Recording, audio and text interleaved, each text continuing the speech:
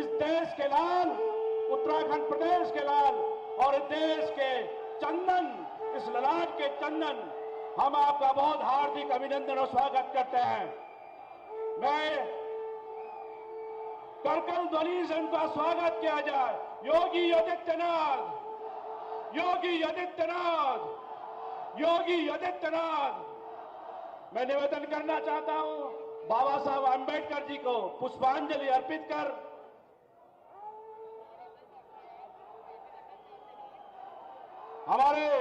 हमारा गौरव, हमारे इस प्रदेश का लाल योगी आदित्यनाथ हम सबके बीच है। ये सौभाग्य है, देहरादून की धरती पर वो पहली बार चुनावी सभा करने आ रहे हैं। ऐसे योगी आदित्यनाथ जी का इस टेरी लोकसभा और देहरादून महानगर में बहुत बहुत स्वागत है।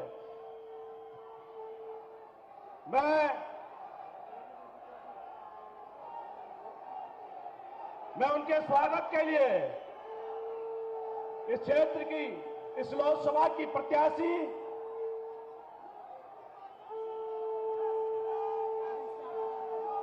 माला राज्य लक्ष्मी शाह जी से निवेदन करना चाहता हूं। साथ में अपने चुनाव प्रभारी आदरणीय दुष्यंत कुमार गौतम जी से निवेदन करना चाहता हूं कि उनका स्वागत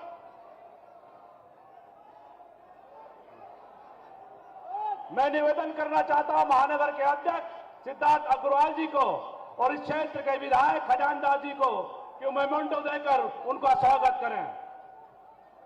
मैं निवेदन करना चाहता हूं मसूरी के विधायक और ऋषिकेश के विधायक गणेश जोशी अध्यक्ष है वो मेमोंडो देकर उनका स्वागत करें।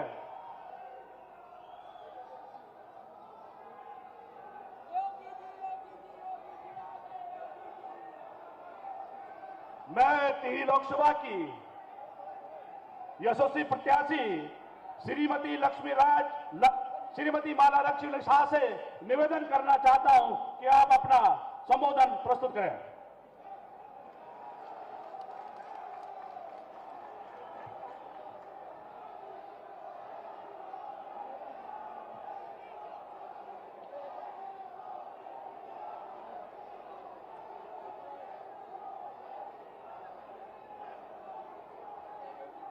सम्मानित सभी लोग, मैं सबसे पहला अपना देवभूमि को नमन करती हूँ।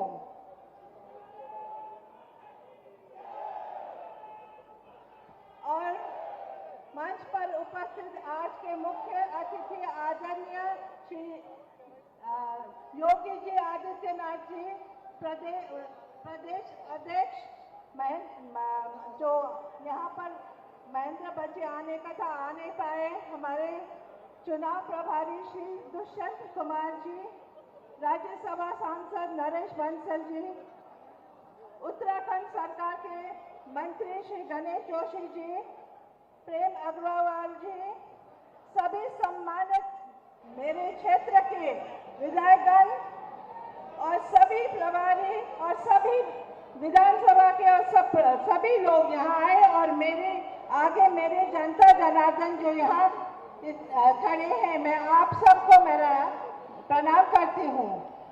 आज हमारे सौभाग्य है कि आदरणीय हमारे बीच में हमारे आदित्यनाथ जी आए हैं। ये मेरे टेरी गढ़वाल के मैं सोचती हूँ बहुत ही बड़ा सम्मान हम सबके लिए है।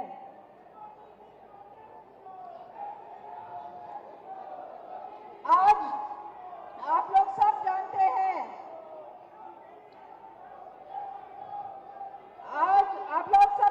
कि हमारे उत्तराखंड एक देवभूमि है और एक देव तुल्य मानुष को हमारे यहाँ आने पर जो हमारे ही परिवार के हैं, मुझे लगता है इससे बड़ा सम्मान हमारा लिए कुछ भी नहीं है। ये मैं जानती हूँ, जो आप लोग भी जानते हैं कि उत्तर प्रदेश को जिस तरह से आदरणीय आदित्यनाथ जी ने संभाला है, हम सबको बहुत गर्व है। मैं आप लोग से ये भी कहना चाहती हूँ, समय बहुत कम है, मगर यहाँ हम सब जो 10 साल में हमारे बीजेपी सरकार ने किए हैं, ये काम आप सब जानते हैं। और जो 60 साल में नहीं हुए हैं काम हमारे सरकार ने किए हैं। हमारे पुष्कर सिंह धामी जी ने भी, हमारे सेंटर और स्टेट ने जो काम किए सब आप जो सभी जानते हैं, इसको मुझे बोलने का जरूरत नहीं है। यहाँ सभी सम्मानित बैठे हैं, मेरे परिवार बैठे हैं। और आज मैं ये भी कहना चाहती हूँ, क्योंकि हमारे यहाँ एक और हमारे बीजेपी में शामिल हुए हैं भाचे, जो वैसे तो पहले भी हमारे परिवार थे, मगर आज हमारे बीजेपी परिवार में सम्मिलित हो गए हैं।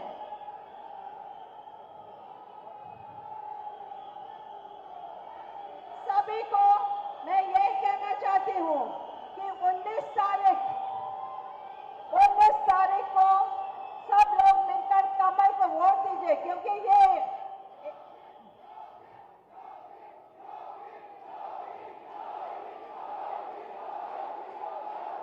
सभी को 19 तारीख में वोट दीजिए।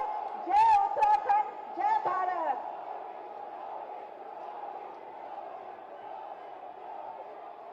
सब्र का बांध बहुत देर से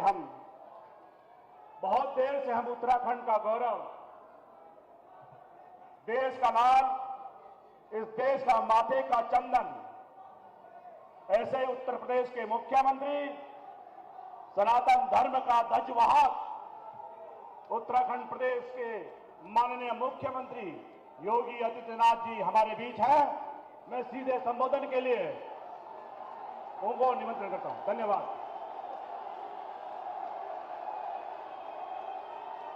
भारत माता की, भारत माता की, भारत माता की।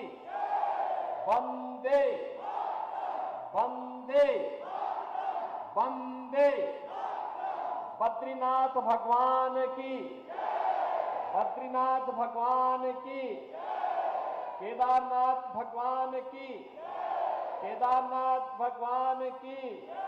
गंगे मैया की, गंगे मैया की, यमुने मैया की, यमुना मैया की। हर हर महादेव।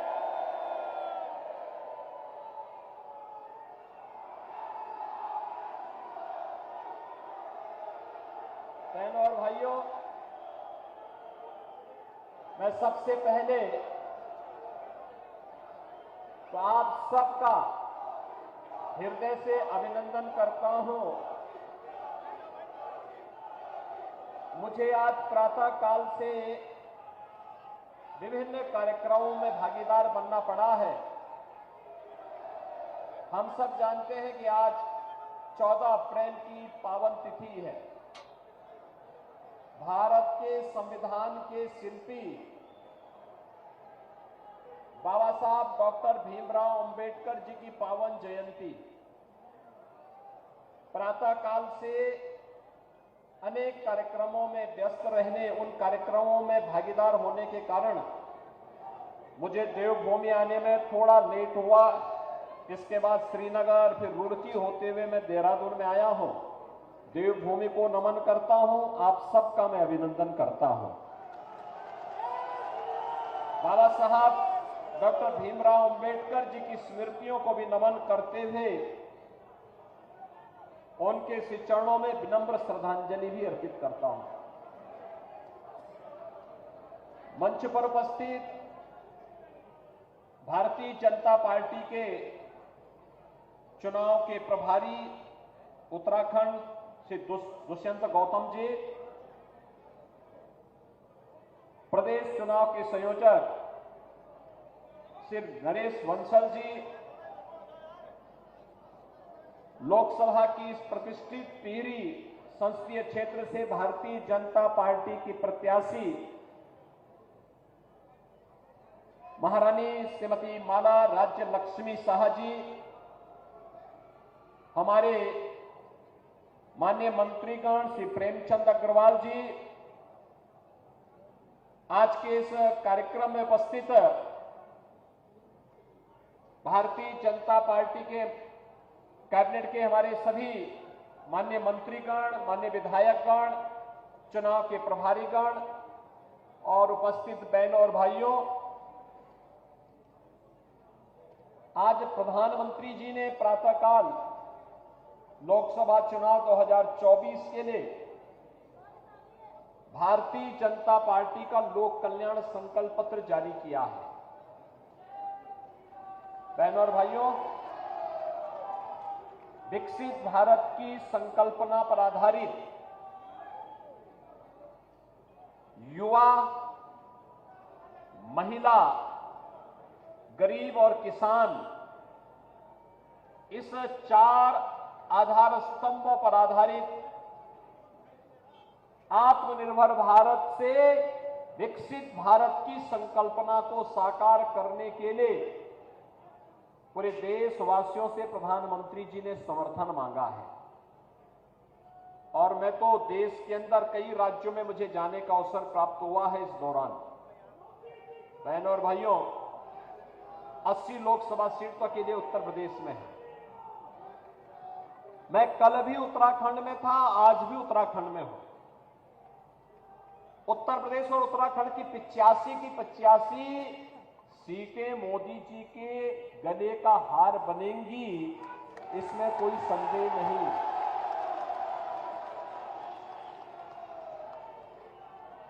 पूरे देश के अंदर एक विश्वास पैदा हुआ है। बदलते हुए भारत को आज की पीढ़ी देख रही है। एक नया भारत जिसका दुनिया के अंदर सम्मान भी है, जो सुरक्षा भी देना जानता है और दुनिया को सुशासन का मॉडल भी देता है। विरासत और विकास का अद्भुत समन्वय। काशी में काशी विश्वनाथ धाम तो केदारनाथ में केदारनाथ धाम। बद्री विशाल का धाम भी भव्य स्वरूप ले रहा है, तो 500 वर्षों के बाद अयोध्या में रामलला भी विराजमान हो गए हैं। बहनों और भाइयों, ये आस्था का और विरासत का और विकास का यह अद्भुत संयोग। आज मैं प्रातःकाल जब श्रीनगर गया, देहरादून ऋषिकेश से लेकर के कर्णप्रयाग तक रेलवे लाइन दिख रही है।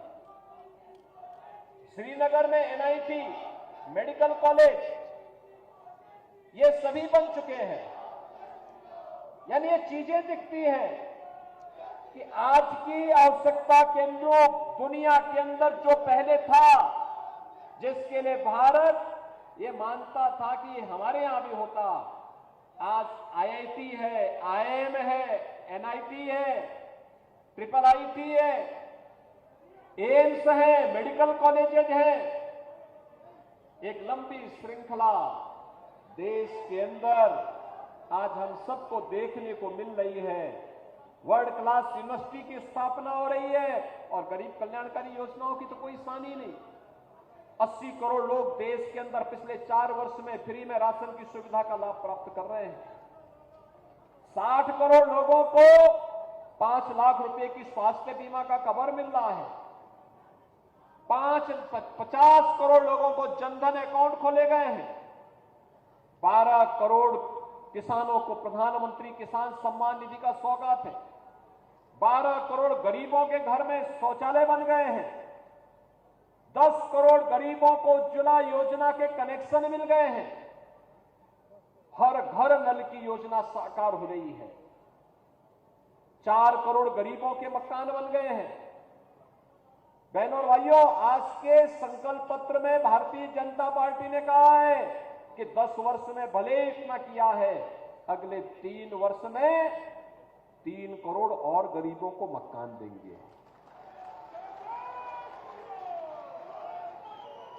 बहनों और भाइयों, 5 वर्ष तक लगातार ये राशन की सुविधा का लाभ गरीबों को प्राप्त होगा। यही अंतर है। कांग्रेस की सरकार के समय लोग भूखों मरते थे। आज कोरोना जैसी महामारी का सामना करते हुए भी वर्तमान भारत 80 करोड़ लोगों को फ्री में राशन दे रहा है। और भारत से अलग हुए पाकिस्तान की स्थिति क्या है? यहां तो 80 करोड़ लोगों को फ्री में राशन, वहां 1 जून रोटी के लिए, 1 रोटी के टुकड़े के लिए छीना झपटी आप वहां पे रोजमर्रा की चीज देखते होंगे। भीख का कटोरा लेकर के पाकिस्तान दुनिया के अंदर घूम रहा है। बहनों और भाइयों, यही है, एक तरफ नेशन फर्स्ट के साथ मोदी जी है और दूसरी तरफ कांग्रेस नेतृत्व में फैमिली फर्स्ट को लेकर के इन लोगों की कोई प्राथमिकता नहीं। इनके समय युवा बेरोजगार होता था, आज युवा के लिए रोजगार की व्यवस्था है। उनके समय जातिवाद का नग्न तांडव होता था, आज राष्ट्रवाद का अलग जगाया जा रहा है। उनके समय पुष्टिकरण के नाम पर कहा जाता था कि देश के संसाधनों पर पहला अधिकार मुसलमानों का है, और मोदी जी ने कहा नहीं नहीं, भारत के अंदर हर गांव, हर गरीब, हर किसान, हर नौजवान, हर महिला का देश के संसाधन पर अधिकार है। और हमने कहा नहीं, तुष्टीकरण नहीं, संतुष्टीकरण, सबका साथ, सबका विकास। बहनों और भाइयों, सुरक्षा का मॉडल ऐसा 2014 के पहले पाकिस्तान या देश का दुश्मन कहीं भी भारत की सीमा का अतिक्रमण कर देता था, लोग आंखें बंद कर देते थे। आज क्या स्थिति है? अगर कहीं कोई पटाखा तेजी से फट जाए ना, तो भी पाकिस्तान सफाई देता कि देखो हमारा हाथ नहीं है, क्योंकि इसे मालूम है कि अगर वह समय रहते नहीं दिया और कहीं भौएं तन गई तो न जाने कहां एयर स्ट्राइक हो जाए, लेने के देने पड़ जाएंगे उसको। नक्सलवाद समाप्त, कश्मीर में धारा 370 समाप्त, आतंकवाद की जड़ पर अंतिम, उसकी ताबूत पर अंतिम कील ठोकने का काम भी कर दिया गया। और कैसे सुरक्षा का मॉडल होना चाहिए।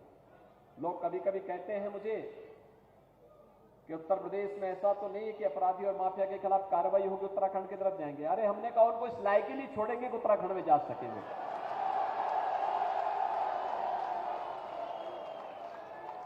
लोग कहते हैं जेल भेज जाएंगे फिर करेंगे। अरे हमने कहा जेल जाने के पहले जहन्नुम के रास्ते खुले होंगे उनके, चिंता मत करो। और इसलिए भाइयों, मैं आपके बीच आया हूं आपसे कहने के लिए, टिहरी की ये प्रतिष्ठित सीट बहुत मायने रखती है। महाराजा मानवेंद्र शाह जी ने कई बार यहां का प्रतिनिधित्व किया। भगवान बद्रीशाल और केदारनाथ धाम के प्रतिनिधि के रूप में यहां की जनता जनार्दन उन्हें सम्मान देती रही है। और बहनों और भाइयों, यह है विरासत का सम्मान। विरासत को हम इस रूप में सजो करके रखे रहे। सम और विषम परिस्थितियों का सामना करते हुए हमने अपने प्रतिनिधि के रूप में मान करके उनके अनुसार मुहूर्त तय करवाते हैं, कब हमारे तीर्थ के मुहूर्त तय होने हैं, और उस मुहूर्त के अनुसार फिर हम अपने कार्यक्रम को आगे बढ़ाते हैं। ये तो सौभाग्य है टिहरी लोकसभा क्षेत्र के लोगों का कि वही विरासत को आप भी आज संभाल करके आगे बढ़ा रहे हैं। इसके लिए मैं आपका अभिनंदन करता हूं। बहनों और भाइयों, यही तो विरासत और विकास का अद्भुत संयोग आज भारत को दुनिया के अंदर एक विशिष्ट स्थान दे देता है। लोग इसी चीज को लेकर के, लोगों को पता ही नहीं। देखो ने कांग्रेस के लोग क्या कहते थे? कहते थे राम हुए ही नहीं। और जब हमने राम मंदिर बनवा दिया, मोदी जी के नेतृत्व में राम मंदिर बन गया, रामलला विराजमान हो गए, अब कहते हैं राम तो सबके हैं। बोलते हैं ना, पहले कहते थे राम हुए ही नहीं, अब कहते हैं राम तो सबके हैं। लेकिन भगवान राम का जो महोत्सव हुआ था अयोध्या में, उसमें सब फिर भाग गए थे। इन्होंने कहा नहीं, हमारा सेकुलरिज्म खतरे में पड़ जाएगा। तो बहनों और भाइयों, जो आपकी आस्था का सम्मान नहीं कर सकते हैं, तो फिर जो देश को समस्या देते हो, देश के अंदर जो भी समस्या हो, आतंकवाद की, नक्सलवाद की, भ्रष्टाचार की, अराजकता की, जातिवाद की, ये सारी की सारी समस्या तो कांग्रेस की देन है। तो फिर इस समस्या को ढो करके ले चलने की आवश्यकता क्या? चुनाव तो एक आपके सामने अवसर है और इस चुनाव में बिना किसी उसके हमें देश के नेतृत्व को देखना है। पूरा देश मोदी जी पर भरोसा कर रहा है, विश्वास कर रहा है। एक ही आवाज है पूरे देश के अंदर और वह आवाज है कि फिर एक बार और उत्तर प्रदेश और उत्तराखंड में तो एक ही आवाज आ रही है, जो राम को लाए हैं हम उनको लाएंगे। तो जब सारी समस्या का समाधान एक ही, यानी सारी बीमारी का एक ही दवा, वह है राम नाम। और वह है कि कांग्रेस से पूछिए, आप तो कहते थे राम हुए ही नहीं और आज कहते हैं राम सबके हैं। तो जब आपका विश्वास ही नहीं था तो फिर आप तो गए काम से। बोलो, हम तो वहीं जाएंगे जो सही मायने में राम को लाए हैं और राम को लाने वाले मोदी जी हैं। 500 वर्षों के बाद रामलला अयोध्या में विराजमान हो गए हैं। और बहनों भाइयों, इसीलिए आज मैं आपके पास आया हूं।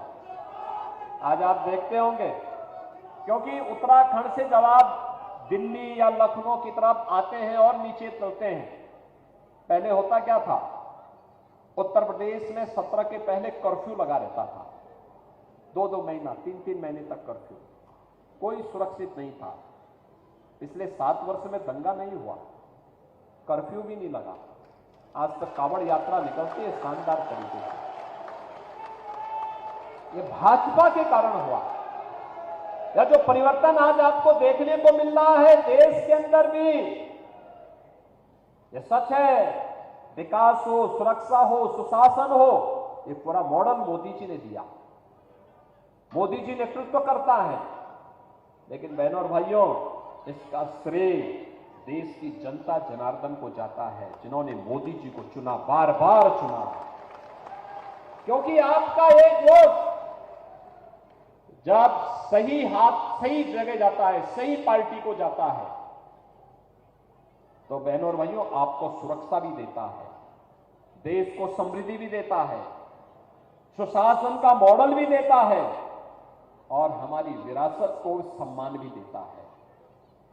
गलत दिशा में जाता है, आतंकवाद पनपता है, अराजकता पनपती है, भ्रष्टाचार पनपता है, कुशासन पनपता है, पहचान का संकट खड़ा होता है।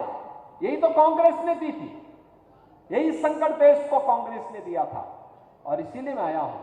कोई संदेह नहीं, किसी को कोई संदेह नहीं कि टिहरी से महारानी साहिबा चुनाव जीतेगी, कोई संदेह नहीं। आपका उनके साथ टिहरी लोकसभा सीट का राज परिवार के साथ एक अटूट संबंध है, अटूट संबंध है।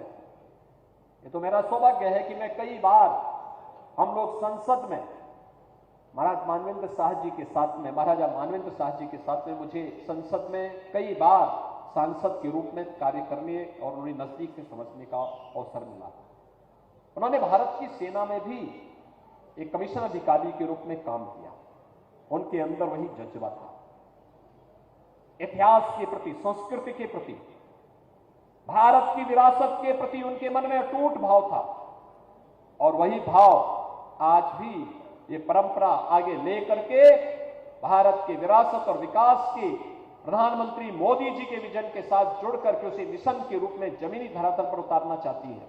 और इसके लिए यहां पर प्रधानमंत्री मोदी जी ने उत्तराखंड वासियों से जो आह्वान किया है, उन्होंने कहा उत्तराखंड में 5 लोकसभा सीट है, पंचकमल उत्तराखंड में खिलने चाहिए। तैयार है? तैयार है ना? हर सीट पर कमल खिलेगा, सहमत है ना?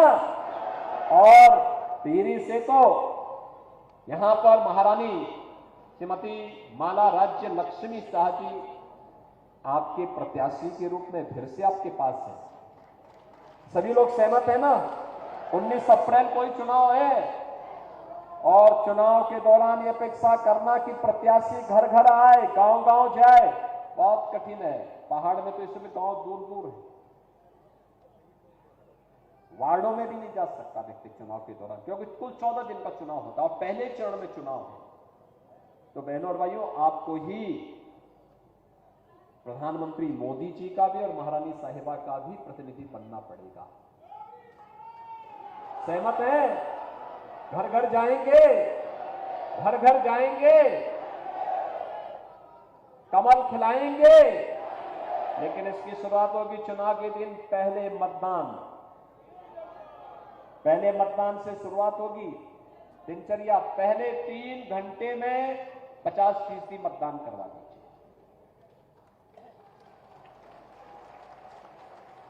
तो कांग्रेस की बमबाजी नहीं चलेगी फिर, तब हर हर बम बम होगा। और उत्तराखंड में 5 सीटों पर हर हर बम बम के नारों के साथ 5 सीटों पर कमल खिलाने का काम करना है। सहमत है ना? सहमत है? तो मेरे साथ बोलेंगे, भारत माता की, भारत माता की, भारत माता की।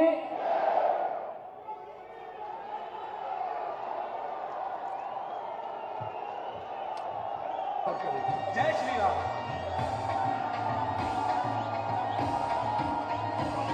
जो नाम बुलाए हैं हम उनको लाएंगे, जो नाम बुलाए हैं हम उनको लाएंगे। दुनिया में फिर से हम भगवा लहराएंगे, यूपी में फिर से हम